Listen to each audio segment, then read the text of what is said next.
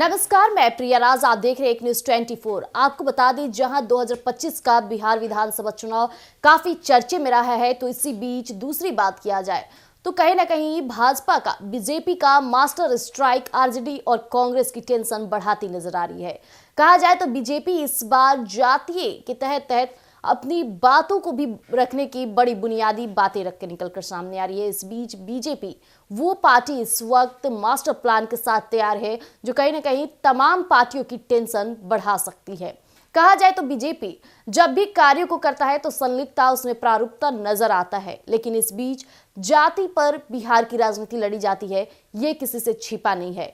कई बार लोग vote bank साधने की कोशिश में कई तरह के लुभाने वाले योजनाएं सामने रखते हैं, लेकिन इस बीच बीजेपी का इस बार का मास्टर स्ट्राइक प्लान कुछ और ही है। ना वो किसी को लुभाने की कोशिश कर रहा है, ना ही लॉलीपॉप दिखा रहा है। यानी इस बीच जो बातें निकलकर सामने आ रही है, जातीय जनगणना के साथ साथ जातीय स्तर तक की राजनीति की जा रही है बीजेपी के द्वारा, जो कहीं ना कहीं राजद को इस बात की भनक लगते ही उन्होंने भी अपने पार्टी में हमेशा से सुना गया है कि एमवाई समीकरण के तहत ही राजद अपना पल्ला भारी करता है। लेकिन इस बीच अब राजद भी बीजेपी की कमान देखते हुए अपनी योजनाओं को धरातल पर उतारेगा।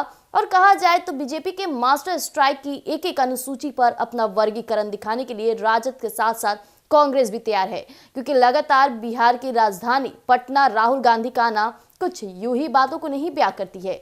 राहुल गांधी इतनी जहां बड़ी दिल्ली विधानसभा चुनाव चल रही थी, उस बीच उनका 2 बार बिहार आ जाना खुद में प्रश्नबाजियों का दौर शुरू हो जाता है। तो इस बीच सबसे पहले हम आपके समक्ष बीजेपी के मास्टर स्ट्राइक प्लान के बारे में एक एक अनुसूचियों को आपके समक्ष रखेंगे, गौर फरमाइएगा।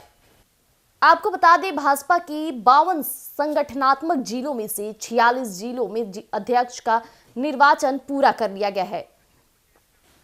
इसमें 25 से अधिक जिलों में भाजपा ने पहली बार पिछड़ा अति पिछड़ा समाज के कार्यकर्ताओं को जिला अध्यक्ष बनाया है। गैर यादव पिछड़ी व अति पिछड़ी जातियों पर भाजपा ने सर्वाधिक फोकस किया है। इस बीच आपको बता दें, संकेत है कि विधानसभा चुनाव में टिकट वितरण में भी पार्टी इसी रणनीति पर आगे बढ़ेगी। पार्टी ने सवर्णों को साथ ही पिछड़ा में वैश्य कुशवाहा के अतिरिक्त धानु कुर्मी के साथ एक मुश्त 55 वोट बैंक को लक्ष्य बनाकर नेतृत्व उभारने का प्रयास किया है।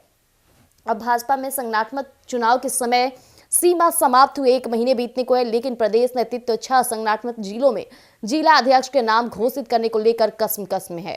अब भाजपा के इन जिलों में संगठनात्मक चुनाव लंबित है। उनमें पटना के महानगर और ग्रामीण के साथ ही सहरसा, जमुई, नालंदा, जहानाबाद में जिला अध्यक्ष का मनोनयन नहीं हुआ है। इसके साथ ही कुछ मंडल कमेटियों का निर्वाचन अटका हुआ है।